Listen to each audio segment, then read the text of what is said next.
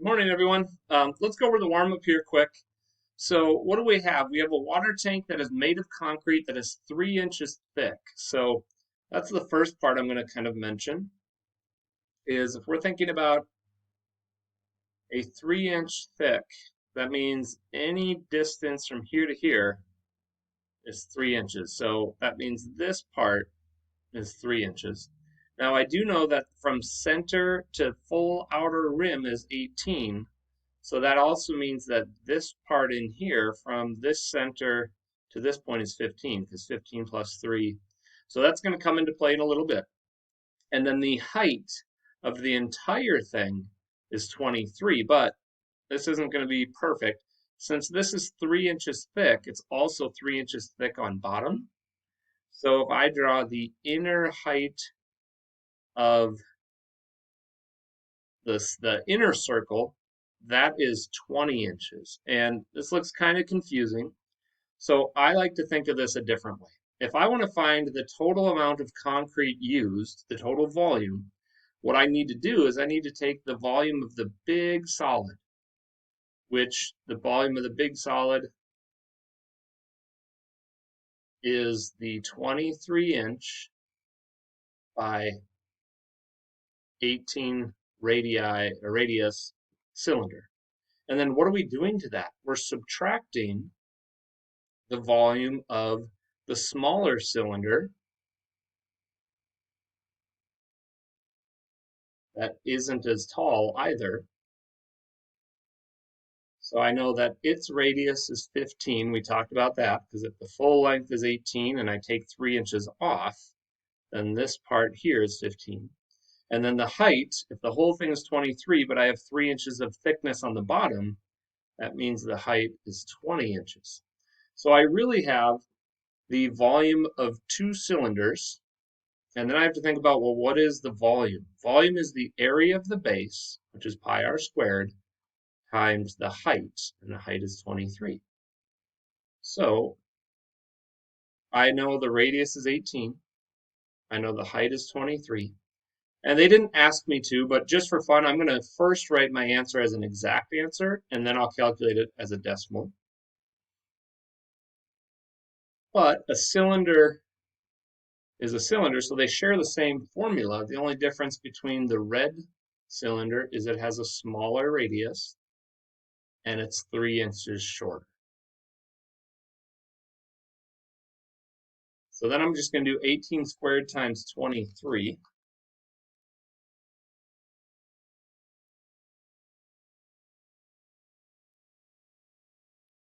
And then include the pi.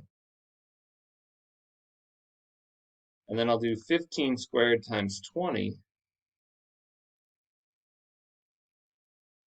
and include the pi. And then subtract those.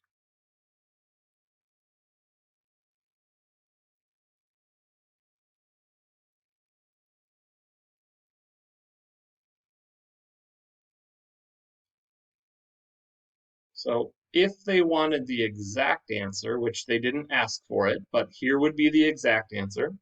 And then all I have to do is take and multiply pi times 2,952.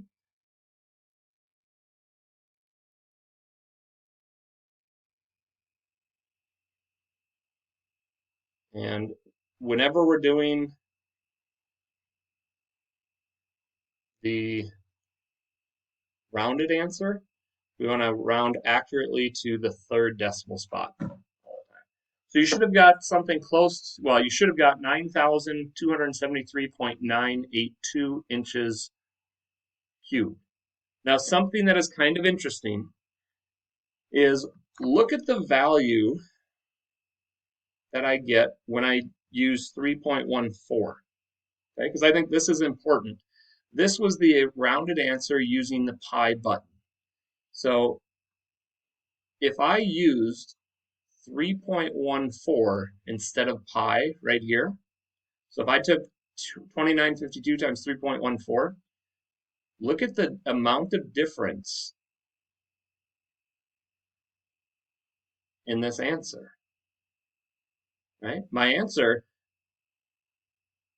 is more accurate the more decimals I take of pi. So if I only use 3.14, look at how I end up being short by almost, looks like over 4 cubic inches, which that's something that you'll start to realize is the larger your values are, that's a reason why we use the pi button versus using 3.14. 3.14 is not as accurate. So if you're ever calculating anything in the future that has to deal with a circumference or a circle of any type and you're using pi, please calculate using the pi button, not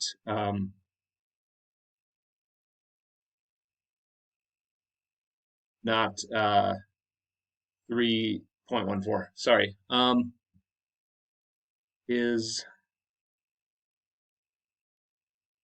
Oh, sorry. Yeah, my sloppy handwriting. This is a 7 right here.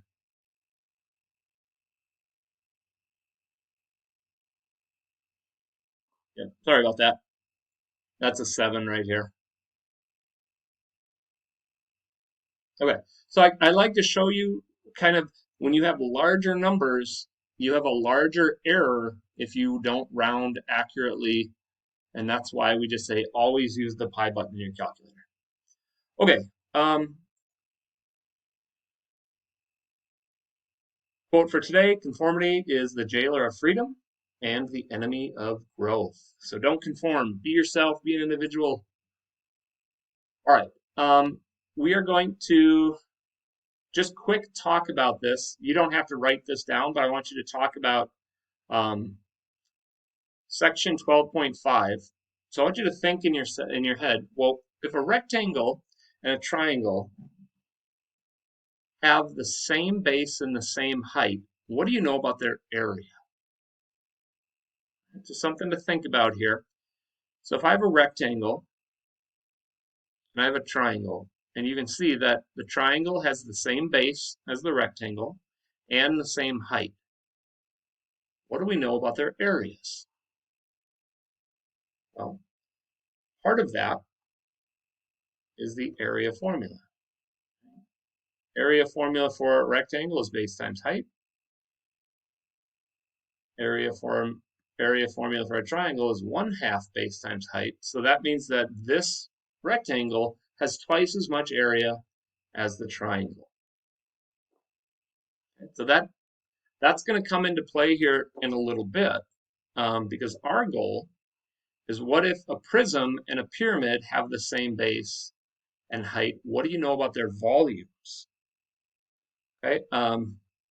Again, I don't want you to write this. We're just trying to get your mind in the right setting. So what if I have a cube? Let's pretend that this is a perfect cube. I'll put congruent markings just so that's really ugly, but let's say, oops, let's say we have a cube there.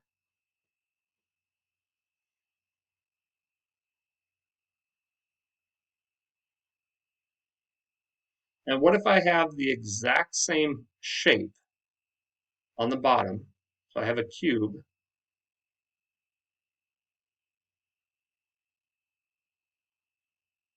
but now it's a pyramid.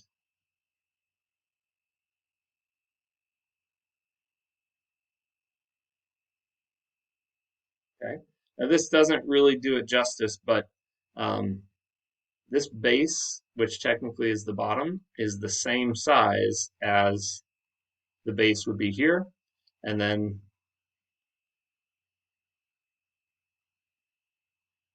height would be the same height here. Okay. So the question is, well, wait a minute. If we have the volume is the side length times the side length times the side length, so that's s cubed. But the area of the base is still s and s, so I still get side squared, but now I have the height. We have a small problem here because that height is also the same as the side length. So it's s cubed again. However, we know that if I did side times side times side, that would give me a full cube. And here, if I do that, I don't have a full cube. I actually have a lot of extra pieces going around it. I'm trying to draw this accurately, but you can see that this cube, there's a lot of extra space here. And my question to you is, how much extra space is there? Which means we would have to multiply this by something.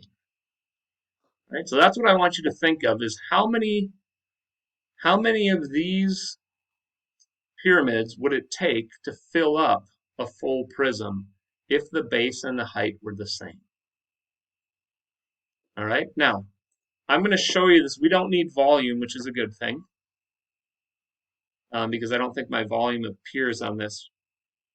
So I hope this is somewhat clear enough. If it's not, I'll send you the link. And I'm going to fast forward through some of it. So here they show us a pyramid.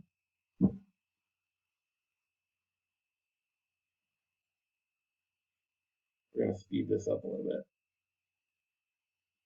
And here's a cube. You'll notice that the pyramid and the cube fit perfectly together, so they have the same base area. And if I flip it upside down, you can see that the height is the same. So same area of the base and the same height. We just have a cube and we have a square pyramid. My question to you is, how many pyramids is it going to take to fill up that cube? And right, oh well. So remember, capital B is the area of the base. You don't technically have to draw this, but what if I have a trapezoidal pyramid?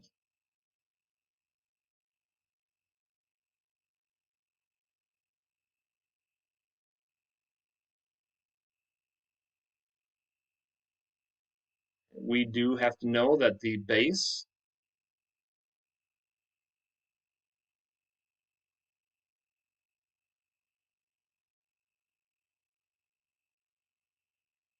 is the bottom in this picture. I don't know if this does it justice, but you can see that my base is a trapezoid.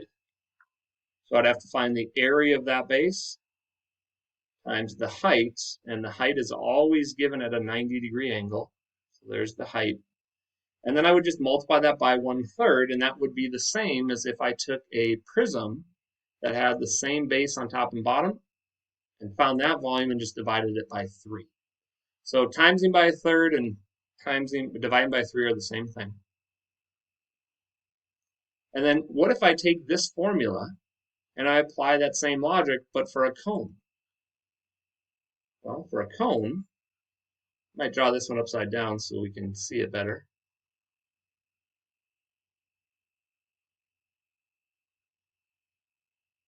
That might be the best cone that I've ever drawn.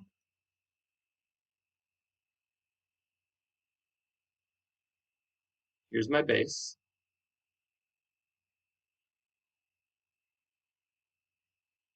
So capital B, well, in this case, it's a circle. And the area of that base is pi r squared.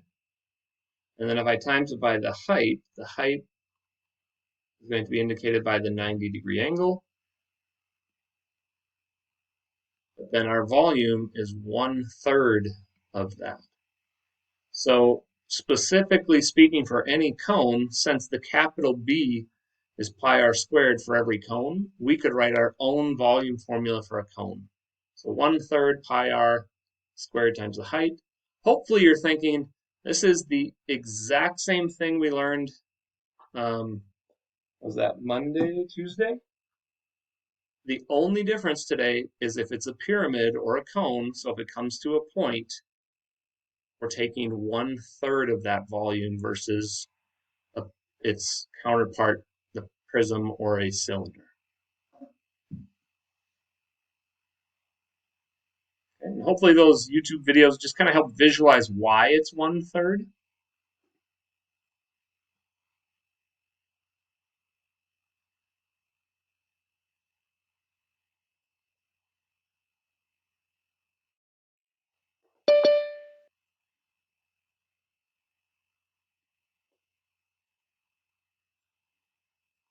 All right, so our goal today then is to use this material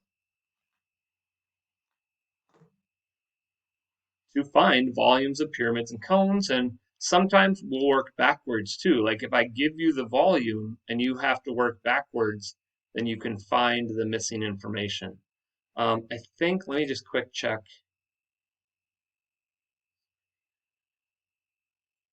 No, it doesn't. I might actually create an extra little problem right here for us. Let's look at just a quick example here. So let's say the volume of a cone is, let's see,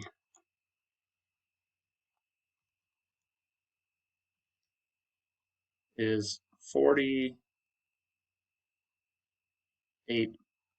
pi centimeters cubed, and the height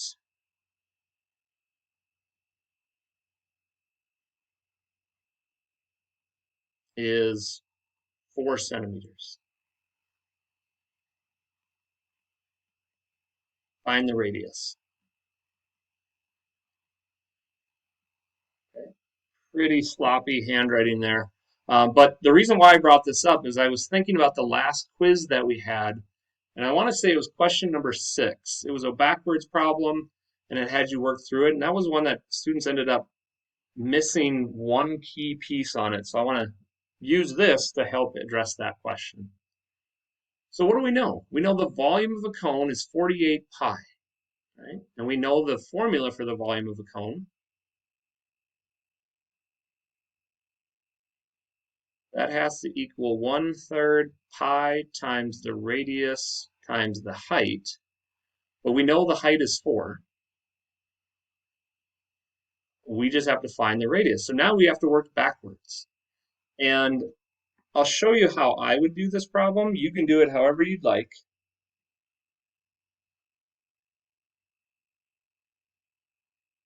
I think it's going to turn out friendly enough. But so I have a 1/3. I actually really don't love that 1/3 there right away. So how do I get rid of the 1/3? We can multiply both sides by the reciprocal. So when that happens, I get the 1 reducing out with the 1, the 3 reducing out with the 3. So I get rid of that, and I'm left with, I might actually move the 4 out in front. So I'm left with 4 pi times r squared, and then 3 times 48 is 144 pi. Okay, so notice the pi is still part of the volume. I just moved the 1/3 over to the other side by timesing by 3. And then the part that the error that I think I saw the most on this last quiz, or at least I think was the error, is right here. I have 4 pi times r squared. I need to isolate the r squared. So we're going to divide by 4 pi first. And notice, dividing by the pi reduces out the pi on this side and this side. So then I just have 144 divided by 4, which is 36. And then the 4's reduce out, the pi's reduce out. So I'm left with 36 equals r squared. And then we know that to take the square root of 36 is r. So the radius is 6 centimeters. So that may help answer a question you may have had on that last quiz that we took.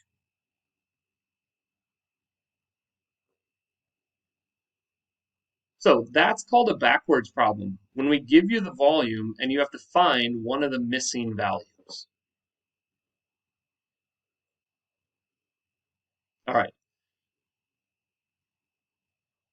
I would like you to find the volume of the right triangular pyramid. It's up to you if you want to actually draw this out. Just go ahead and find the volume and send me a chat of your answer once you're done.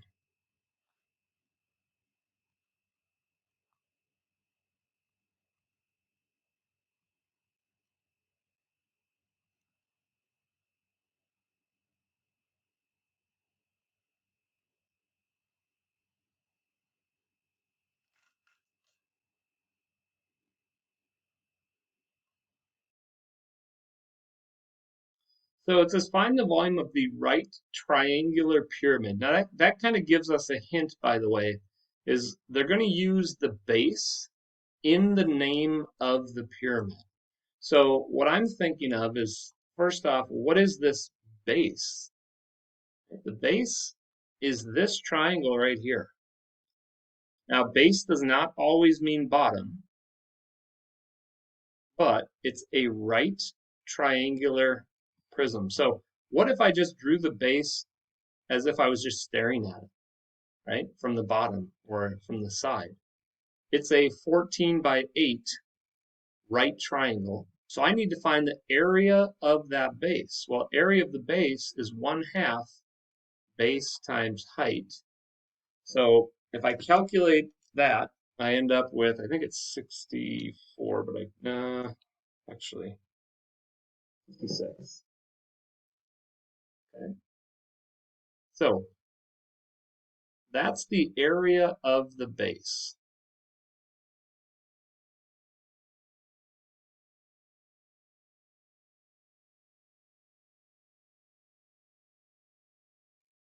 All right. Now, when we think of volume, because it's a pyramid, volume is 1/3 the area of the base, which is capital B, times the height.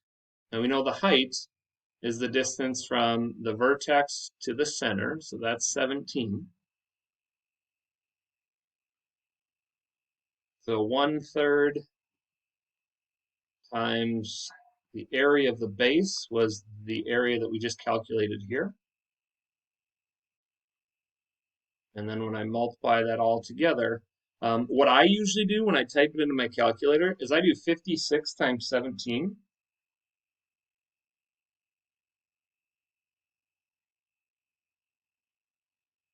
And then I divide that by 3.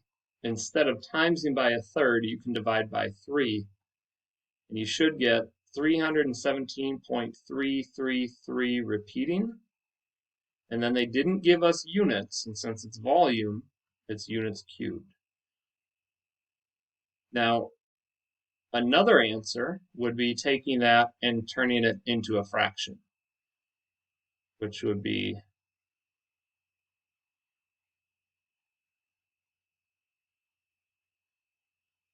952 thirds. Okay, so I really want to make sure, it's important that you guys understand when it says triangular pyramid, they're telling you what your base is. Right? They're giving you a hint as to which one is the bottom. Okay, let's try another one. And today is all about practice, giving you guys a chance to find this. So now we've got a square pyramid that has a side length of 10. Now, when they say a side length, they're referring to the base, and then a height of 15. What I'd like you to do is I want you to draw a picture of this so you accurately can identify where the length and the height goes, and then I'd like you to find the volume. So I'll give you a couple minutes to work on that. Let's draw a picture of this quick, because I think that's a skill. I've mentioned many times that I'm a visual learner, so if I can draw a picture, that will help me out greatly. So square pyramid, that tells me the base is a square. And just for fun, I'm going to draw this one upside down because why not? Right, so what do I know? I know that I have a square, which means all of these sides are congruent. And the square pyramid has a side length of 10 feet. By the way, if you notice this little 1 tick mark, That's always feet. If it was 2 tick marks,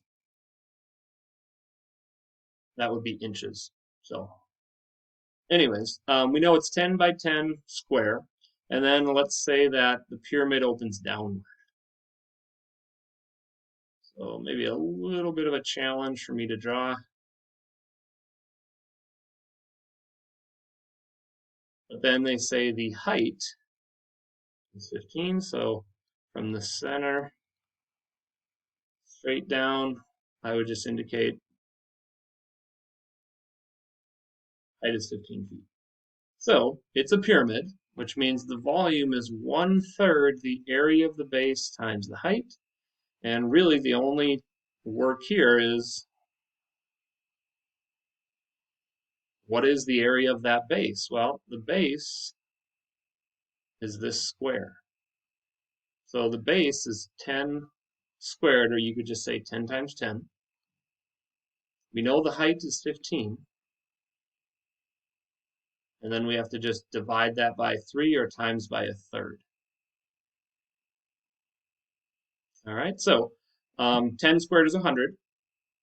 100 times 15 is 1,500, and 1,500 divided by 3 would be 500 cubic feet. So nothing quick. I like volume. I think volume is much friendlier than surface area because it's literally, it's either 1/3 the base times the height if our solid comes to a point, or if it's a pyramid or a prism, then we just get rid of the 1/3 and it's base times height. So volume in my mind is quite friendly. All right, we're going to do one last problem together. And this one throws in a little bit of a review for us. So that's kind of why we create these problems, is just so we can get a review of some older material as well. I'll give you a second to write this down, and then if you can, draw a picture, but let's solve this one together.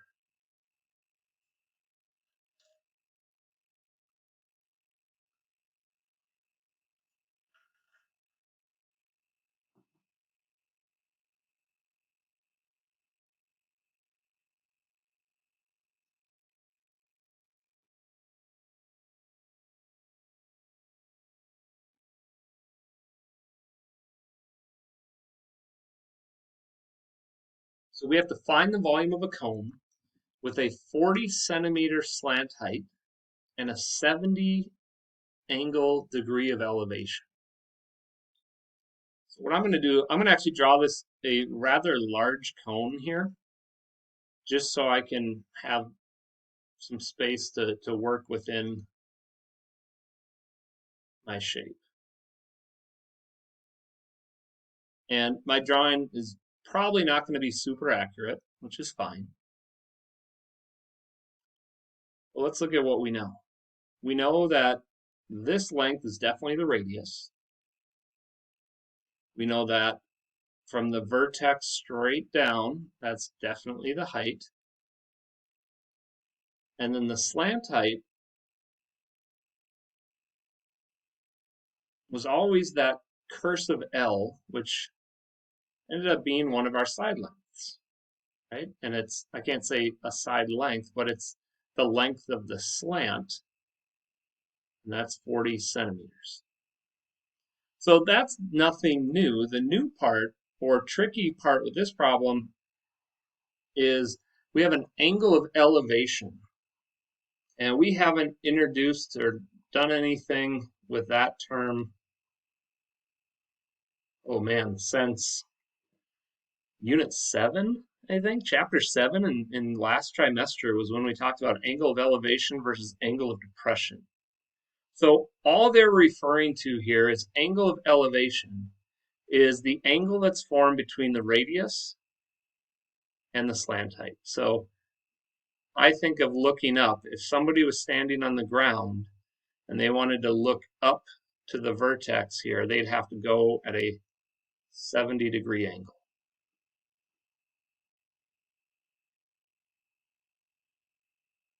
All right. If you don't love that drawing, then you can just draw the important pieces separately and work with that.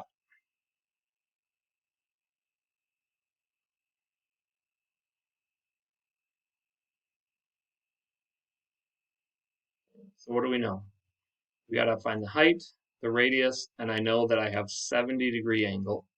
Well, hopefully you're thinking, if I'm going to find volume, by the way, it's 1/3 the area of the base times the height. And the area of the base is our circle. So this little bit of work over here is going to answer the question, find the volume. But to find the volume, I need to know the height and the radius with this given right triangle. And the reason why I know it's a right triangle is because the height is always perpendicular to the radius with cones. So in comes our favorite friend, SOHCAHTOA. It doesn't matter which value I find. I'm going to say let's find the radius first. And if I think of 70 degrees as my reference angle, the radius is in the opposite position, and the hypotenuse is the 40, that's the slant height. So I'm going to use the sine function.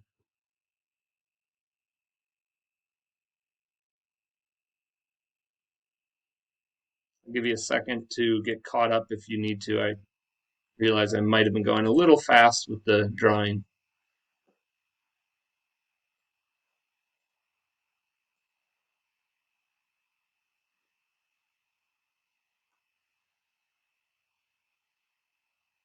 Okay, so let's look at the sine function.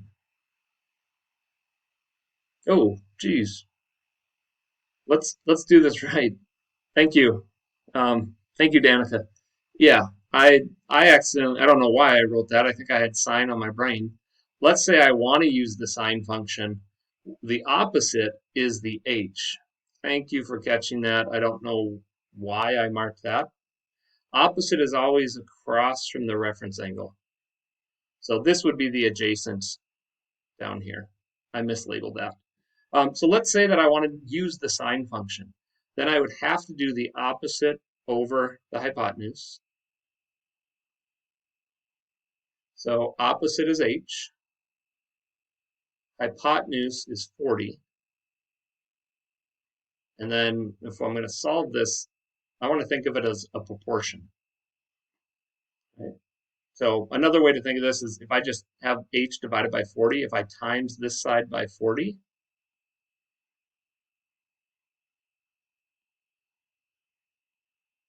that's going to equal to h. So now it's just let your calculator do the work. Please make sure that you are in degrees mode. I know I have to switch with my calculus class. I switch back and forth quite often. So I make it a habit every time I do problem. I check the mode. So let's see.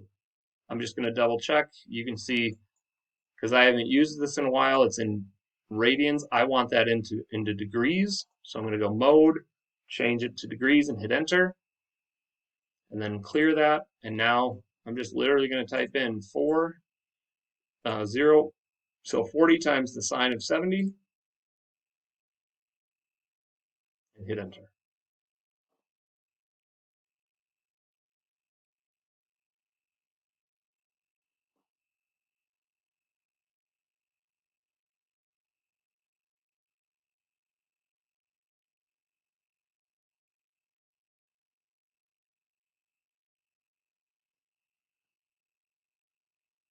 So I know that, and here's where we want to round accurately to 3 decimals. So this 7 would round up to an 8 because it's 7/7. So there's my height.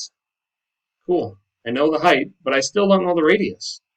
Now you could use Pythagorean theorem, but I really hope that you're kind of used to doing SOHCAHTOA and you almost favor that.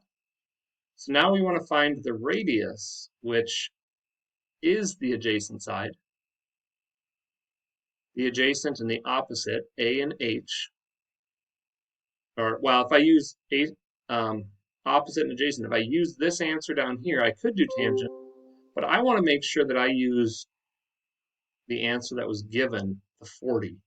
So I want to use H and A, so I'm going to use cosine. And we can set that one up fairly quickly. Cosine is the adjacent over the hypotenuse. And notice it's the same setup, it's just a different trig function. So I'm going to multiply by 40 over here.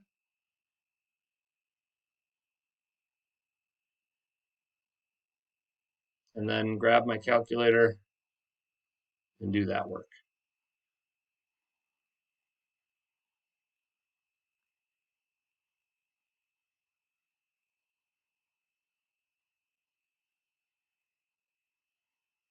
So the 40 times the cosine of 70.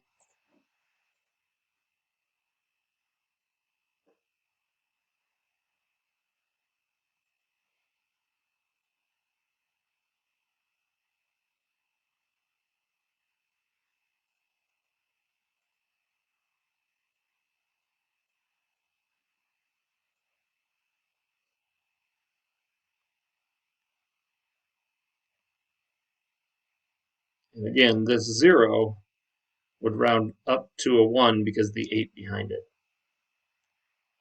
So sometimes you have to do work to find your radius and your height, and don't ever forget about SOHCAHTOA. Okay? That's there to help you out.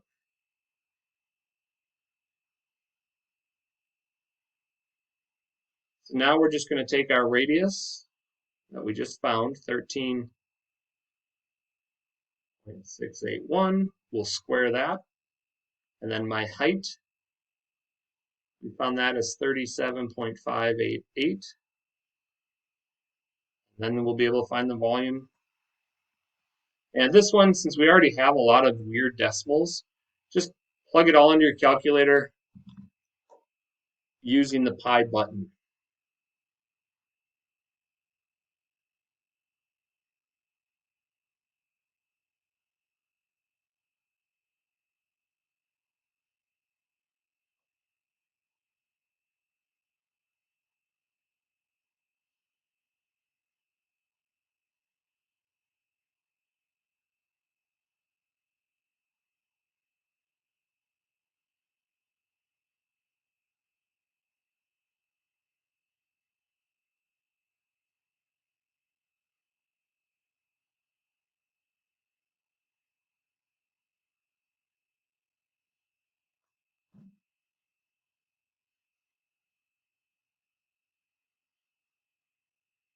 Right? So when you're all done,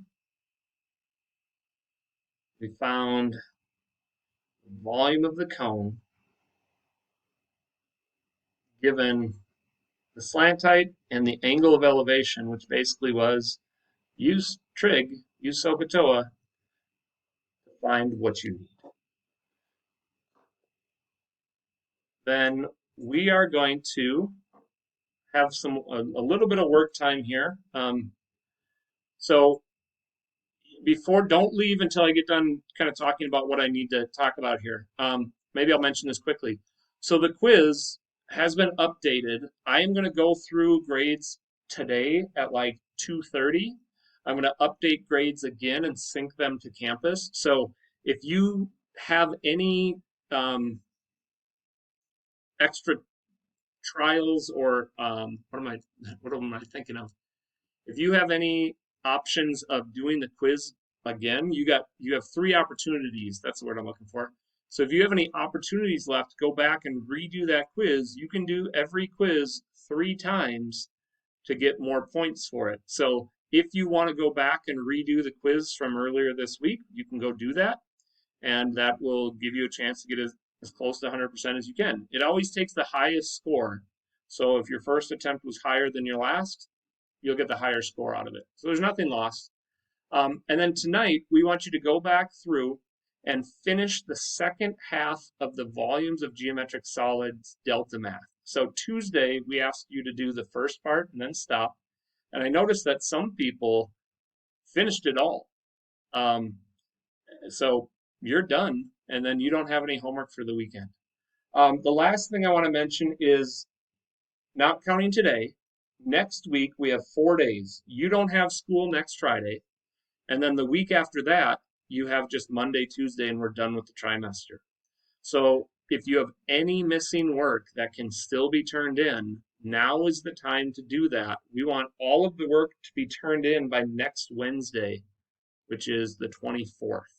So over this weekend, get caught up. If it's a project, if it's a quiz that you haven't done, get that stuff in so you can get the points. When will your test be? That's a good question.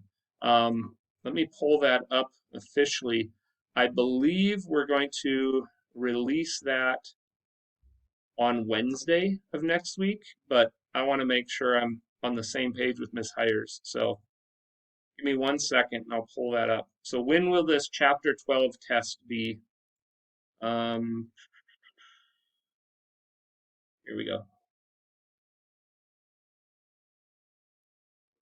So on the 24th, which is next Wednesday, we're going to open up the test. And if you want to take it on Wednesday, you can take it on Wednesday. Since we don't have school on Friday, I won't see you guys next week, Friday,